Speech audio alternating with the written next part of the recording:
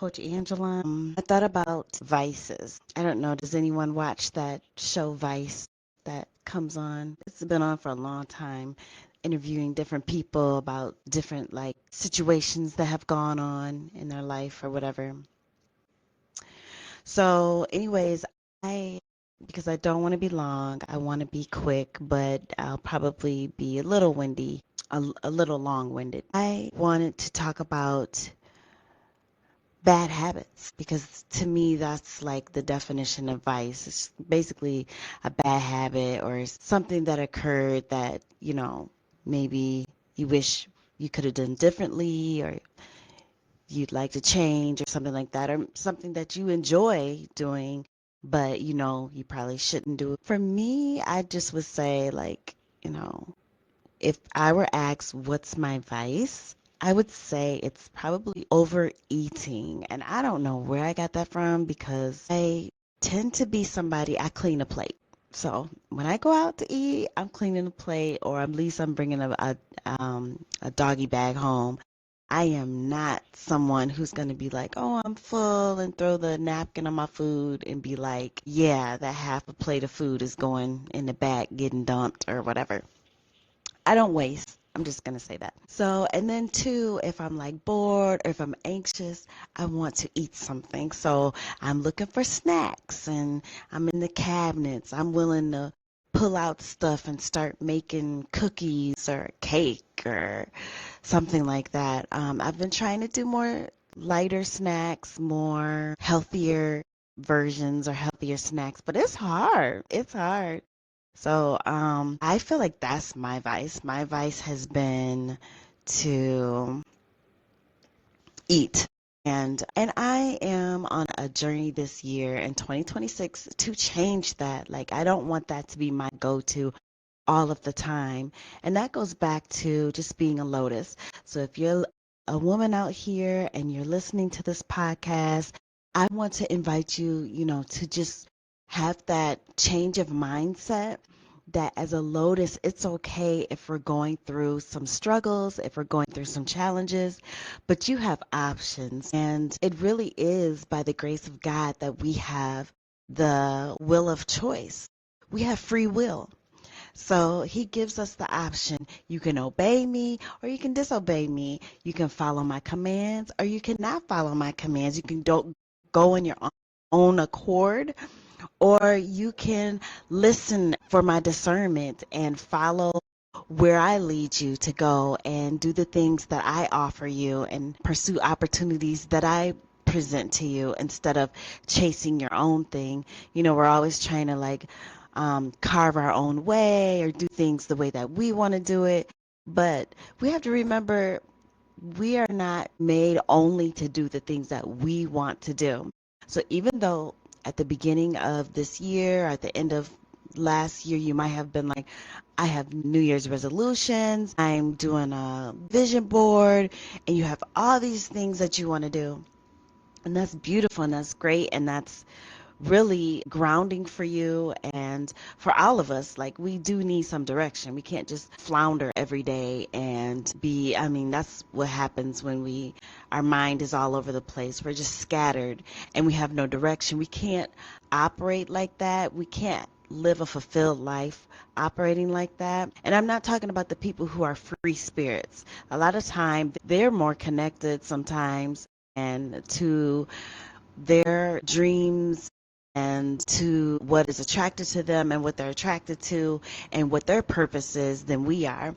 And sometimes people are not. Sometimes they're just lost and they're still searching. And sometimes we have multiple purposes. So I don't fault anybody who's like a free spirit because I'm like, wow, like they saw a need and they went to go fulfill that need. They were drawn to that and they went and they pursued that. Like that is a lifestyle that not many are willing to do, but a lot of people are more willing to do it now. I mean, as we have seen, people uh, quit their job, just up and quit their jobs and be like, I'm just going to travel. I'm just going to live in my van. I'm just going to, do the bus life, be a bussy. So you see people doing all kinds of things just because they're just drawn to that, because they have, the ambition to do something different. They, don't want the mundane of the 9 to 5. It does get kind of boring and everything like that. So, and that's where some people develop their vices because they may work at a 9 to 5, but they like, in order for me to like take some steam off, I need to drink every day. I need to drink in the morning, or I need to smoke every day. I need to, whatever it is their vice is, um, which can, lead to other things, but to focus on, just the other vices that people may have. Like I said, I'm an overeater, so I tend to do that. It's hard for me to pull back from the table and be like, I'm not going to do that. But I also know that I want to be healthy. I want to be healthy. I want to feel good in my body. I want to wake up every day and knowing that I'm making the right choices for myself and that I'm making choices that would align with God. So, with that being said, I just looked up like some of the verses where it talks about the free will that God provides to us, and I wanted to share that with you guys. I looked it up, and it talks about the key biblical principles on choice. So it talks about free will and responsibility. God created us to basically have the ability to choose, and it started with Adam and Eve and see what they did. So, which leads to other choices, um, life and death. A lot of times we have to determine, like, especially for myself, just like, am I eating to live or am I living to eat? Like, I have to make that choice on a daily basis. And that can be challenging because I love to eat. I don't pass up. Hey, you want to go grab a bite to eat? You want to go to breakfast? You want to go to lunch? You want to meet for dinner? I don't have a problem with any of that. I just have to make better choices when I'm out. So it's nothing wrong with doing that. I just have to make better choices. And I would say, that's for all of us. When we have like a vice or something that we want to change and we want to maybe do better, we need to replace it with something. We need to reframe. We need to think about things differently. So instead of me looking at it like I need to eat the whole thing, or I'm not wasting my money, I'm eating all this food, or I'm taking all this food home, knowing good well a lot of times I end up either it doesn't taste as well when you get home, or I just end up not really wanting to eat it, and then I'm like, well, I can't throw it away. And I tend to do that with groceries too, and so I'm like, ooh, this is not a good habit, because then I have a lot of stuff that I'm like, ooh, my husband's always talking about, you got to throw that stuff out, it's expired. I'm like, oh, it's not expired yet. Give it a couple days. But and I honestly don't know where that came from, but that's where I would do the inner work to for my self-awareness, to figure out like, why is that happening? And that coincides with the fact that in order to make a change, you got to figure out like, why am I even doing this? What am I trying to avoid? What void am I trying to fill? What am I trying to do? And why am I even doing this? And when you learn what that purpose is, like why you're doing this, when you learn your why am I overeating? Why do I feel like I have to clean my plate all the time? Why do I feel like I'm wasting my money if don't eat everything on my plate if I'm out to eat? Why do I feel like I have to order the most greasiest food on the menu? Like, why do I feel like I need to do that? I think the once you figure out your why, then you will have more information for yourself to know, like, okay, well, I don't want to make that choice, but I can do this, and that will maybe replace that and make me still feel like I'm doing better than I was when I was doing my vice. So for me, I don't want to like say no or not go to connect with people over food, because that is a thing, I think that was the premise behind the movie of Pray, what is it? Pray, Eat, Love, or whatever. But I do think that, conversating over a meal, connecting over a meal. I mean, I even realized that even with my own family, like, we congregate around meals. Let's all meet up and go to a restaurant and eat. Let's go over such and such house and eat, whatever. But I can make a good choice. Maybe I don't need, a second helping. Maybe I don't need heaping mounds of something on my plate. Maybe I'd skip out on the fried things, and I decide to I'm just gonna put more fruits and vegetables on my plate than I am with the cheesy or greasy or other food that is not as healthy for me. And then that will make me feel better about the choices that I'm making, because again, God gives us free will. It talks about having guidance for your choices. So it says God provides wisdom and instruction for good choices, urging reliance on Him rather than human understanding. So, like I said, it's like you do need to know, like, why am I doing this? But do you need full and complete understanding in order to stop what you're doing to do something different? I don't believe so. I do think that you could still do what you need to do and it not be work against you because you don't have complete understanding. But if you can start working on, well, I want to change this, you may feel more fulfilled, and then you may discover that purpose. There's Proverbs 3 verses 5 and James 1:5 for guidance for choices. And then there are consequences, right? Because our choices have consequences. Every choice we make is going to have a result, it's going to have an outcome, and it depends on what kind of outcome you're seeking and what kind of outcome you want as to what happens to you, whether it's going to be blessings or curses or whatever. We definitely don't want negative results. So it referenced Proverbs 14. And the ultimate choice, the most significant choice, often highlighted, that this led me to is just knowing Christ for yourself. And I think that's very important, especially in these times, because we have people who are out here saying that they want to represent Christ, but you have to align your actions with Christ. And if you truly have a relationship with Him, I do believe you will operate like you are a Christ believer.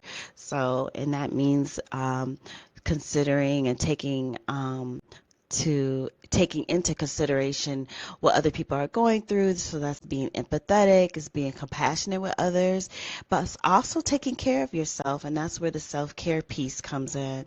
And so I just encourage you ladies to just think about that. Don't judge yourself. The self-judgment is what brings us to feeling bad about ourselves, feeling shame, feeling guilty, disappointed in ourselves. Then we want to hide. We don't want to do anything about what's going on in the inside of us and our mental health and our physical health and our emotional health, because we're too busy trying to be busy that we're not going to deal with what makes us feel bad about ourselves. So try your best not to do that. And then one way for you to avoid self-judgment is to just let yourself know that, so I am doing the best that I can at this time. And just repeat that to yourself. Maybe you even need to look at yourself in the mirror and say, I am doing the best that I can at this time with what I know. So you can even add on to it and build upon that, and let that be your quote or your mantra for this season of change. In everyday life, you don't have to feel like you're stuck. You always have choice. God gives us the free will to make the choices every day, all day long. I mean, from what time you're going to give it up to when are you going to take a shower to what are you going to put in on for breakfast, or what clothes are you going to put on, or what choice you decide to go in your route to work or to an event, or whether you're going to say yes or no to attending something, or whether you're going to pick up the phone when someone calls you. You have choice every single day, all throughout the day, for everything. And that's the blessing that we receive every day. It's an opportunity every day to do something different. If you see yourself going towards your vice, if you see yourself making those habits that don't make you feel good about yourself, that make you judge yourself, that make you feel like you are not doing enough, or that you are letting yourself down or letting other people down, or if you're, if things are just not going your way, even no matter like what area you are in life, what level you are in life, or what's going on in your life, you still have choice. Even someone from the top of the top to the low of the low, you still have choice. You can get up today and just be thankful. You can give to other people. You can help someone else. You can pay someone a compliment. You can choose a healthier option. You can choose to move your body. You can choose to ask for help. You can choose to repeat positive mantras or quotes or verses to yourself. You have choice in everything that you do. So you just have to think about that a little bit more often. Like, I do have a choice. Like, I don't have to be stuck in this relationship. I don't have to settle for this job the rest of my life. I don't have to only go this direction. I can switch directions. I can change careers. I can choose different people to be around. I can change my wardrobe. I can change my mind. You can change your mind. You can change your mind. And you can tell yourself, I am doing the best that I can with what I know and what I got. So, yeah, I just want to come on here and tell you that you're not doomed because you have vices or because you have some bad habits. You have the opportunity to change. And I also want to remind you that if you feel like you need help or would love to thrive and become in a community, the Lotus Life Self-Care Coaching Program has a group coaching cohort. If you are interested in being in the cohort, reach out to me, schedule a chat. If you're interested in just being one-on-one with me and talking about your challenges and wanting to set goals and create habits and systems together with me or together in a group, definitely reach out to me and schedule a chat. I love to help. I love to support. I love to encourage and empower. And I'm also someone who likes to be held accountable as well as hold others accountable when you are trying to reach your goals. So let's work together if you want to do that.